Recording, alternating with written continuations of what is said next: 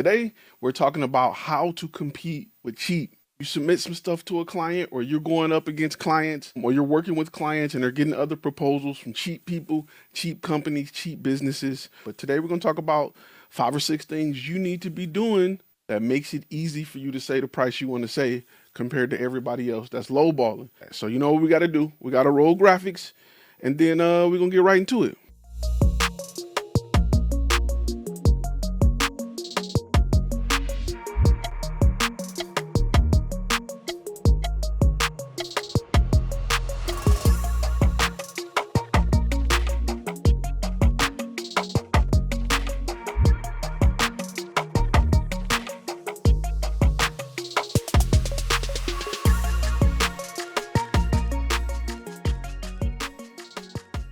What's really good?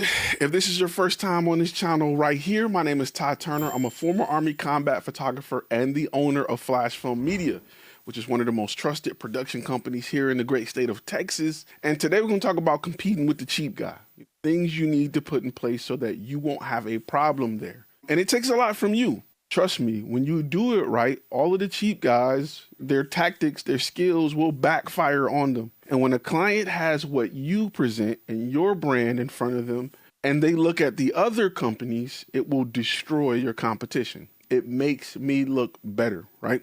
So let's start with number 1. And I've said this a lot. I'm going to say it again. You have to show value. Well, how do you show value, Ty? I'm tired of hearing you talk about it, right? What are some ways that I can look expensive, that I can look valuable? In the course, I teach you about understanding your target audience, because what's valuable to your target audience is not valuable to every other target audience. It's important to know that, because I can give you a cookie cutter answer, you go do it and you don't have results. Dog biscuits are valuable to people who have dogs as pets. They are not valuable to people who have cats as pets. So for me to go tell you, go out there and get a shiny new whatever and make this look great, does not matter unless you have the ability to run it by your target audience. This is me teaching you how to think and not what to think. It's not a one size fit all. And if you think it is, it's probably because you're being extra lazy right now and you don't want to put in the work to create value for your client. Now, you should show value in places like your proposal. It should not look like a bill. In module 2, I talk about how to submit a proposal that shows value, how to go through it and understand how to show value. In module 1, again, I talk about how to get beta clients so that you understand what's valuable to them. Who are the people you need to be asking these questions to? You got to figure out who that beta client is. What is my niche? What area do I want to work in? Who do I want to sell my services to? Once you figure out that, and that's going to take some work from you, right? This ain't no get rich quick scheme. We don't do that here.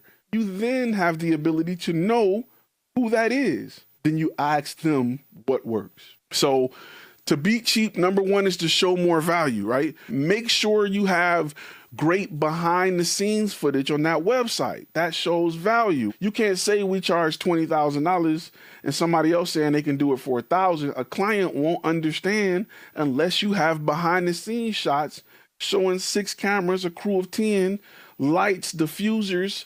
If you can show that, they will say, I get why you're more. Because your man's over here only got a camera. He up there with a camera and a monopod, talking about he about to create some great content. You have a whole crew, a staff dedicated to getting great quality. If the client sees that, you are more valuable, period. Just like when you go get your car fixed. If they got 1 bay and 1 mechanic, you like they doing okay. If they got 20 bays, they got the person that's ringing you up ain't the person that's working on your car. They passing it along to somebody that come in and get right to it. Automatically, you think that they are better. You need to work on your brand in ways to make clients automatically think that you're worth it, you're better. So those are things that you have to work on. The second thing to do to help outsell cheap for your client is to show the process. Show the process. There's value in the process, right? Hey, client, this is what we're going to do. When you sign this X, Y, and Z, we're going to go here, here, and here. We're going to do this, that, and this. You want to make sure that the client understand what's coming. I hate when I buy stuff and I don't know what's next. When am I hear from you? When we going to be done? I hate when I work with people and they can't tell me what's next. They can't tell me the process. They just take my money and say, all right, what? What do you want me to do? Like, what am I going to do? Is this something you're going to fix while I'm here? Should I leave the car and come back? Like, I don't understand what's next. I hate that feeling. Your clients hate that feeling. If you can approach that situation before your client feels that way, guess who is the subject matter expert? Guess who look like they've been doing this forever? You. A lot of y'all are just sending off proposals and saying, pay me. That's it. Those are little things that's worth double the cost. You want to make $2,000, $3,000, $4,000, $10,000 a client? That's how you do it. You don't do it by go from 4K to 8K. It's not going to help you. You also want to make sure that you're providing value in that phone call, right? Once you send the proposal, that follow-up phone call should be a value-packed uppercut. There's things you need to do to take away the pressure of money is money time. Give me the money. I know you've seen the proposal. Give me the money. It's money time. There are things you need to do in that follow-up call to offer value to that client so that that client feels like you're actually there to solve their problem and not just take their money. You want to make sure you're walking clients through delivery dates, deadlines. You want to talk about that. That shows value. My man's over here not doing it. I need it by the 16th. Okay. What we're going to do is we're going to have it to you by the 10th. That'll leave us time for revisions. And if we need to make blah, blah, blah.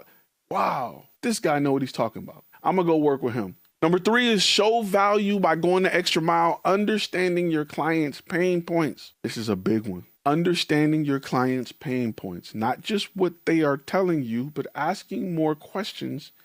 1, you really need to verify or really need to understand why they think they need content. 2, you need to show that you care. You need to show that you give a damn. They can't just say, we want you to film this on Saturday. It's real quick. That's it. Okay. Let's ask questions about what exactly I'm filming, because what you probably needed was images for your Facebook campaign that linked back to a video that further explained the product. Sometimes going in and understanding what they need offers you to sell upsells better, not just to make money, but to sell upsells to really, truly help the client. By asking those questions, I peel back some layers on their pain points to provide them with a solution that my competition is overlooking. That makes me valuable and worth it. And number 4 is make sure that you are asking the right questions to help your client understand the big picture. Hey, you want us to create a video for your Facebook? Well, let me ask you, are we advertising that? Is it just for your stories? What is it for? Oh, it's for we want to advertise it. Well, what is it linked to? Who is it for? Who is your target audience? Or what do you want people who view the video to do? You need to ask questions like that, because clients who know they want a video don't usually know all of that. When you ask questions to dig deeper and to help them understand the big picture, it goes back to the last one. They trust you. They feel like this guy knows what he's doing. He's smart. They feel like you care, and then they're open to whatever upsells needs to take place to help do exactly what they need to do, to help them realize what success looks like. Once they realize what success looks like by looking at the big picture, they're willing to buy all the pieces. Or number 5, you want to present that client with testimonials from previous clients that have specifically shared their same pain points. That is so important. You can't just show random video of people that's like, I used them and I liked it. No, it has to be people that specifically had that problem. And then they talk about how you helped them with that problem. And then the outcome. Number 6, you want to itemize your bill so that clients understand what you're providing. They can look into your bill and see the quality. The more things you have listed under a price, the better clients feel about it. Right? Let me give you an example of why itemizing things are better, right? How people feel like they're getting more value when you itemize something. And this is, I want y'all in the comments, tell me which one of these items would you buy? Item A or item B?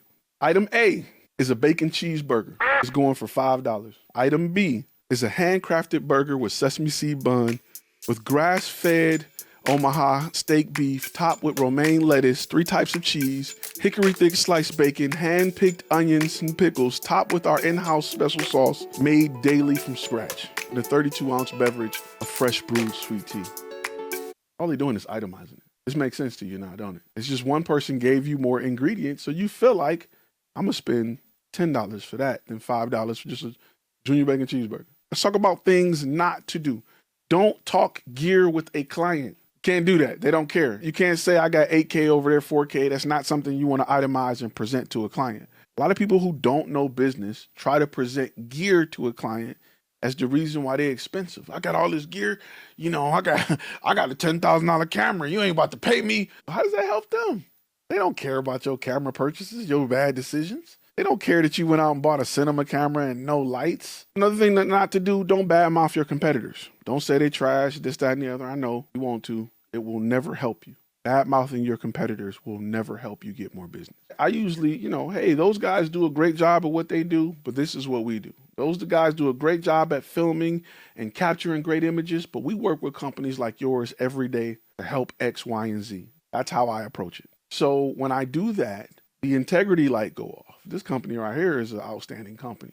This is what they do. They don't got to dog the competition to show why they're good at what they do.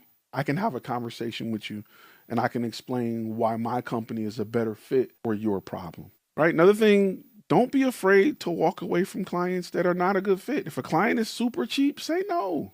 All money ain't good money. Get out of there, because cheap clients are the worst clients. It seemed like the more money a client has spent with me, the better they were as clients. I can maybe count on one hand somebody who spent below what I should have been charging that was a great client. And it probably because there was a friend or a relative or something. The lower the dollar amount, the more pain in the ass they're going to be. Hey, keep in mind that the video you just watched contains clips from a longer lecture that's available to our gold members at FlashFilmAcademy.com. You can go to FlashFilmAcademy.com to watch the complete lectures if you want to get all the gems and all the information, or you can stay on the channel and continue watching some of our content here. Just click one of those boxes somewhere around here. You know where to go. Right up in here, somewhere, wherever it pops up, you know what to do. You got this.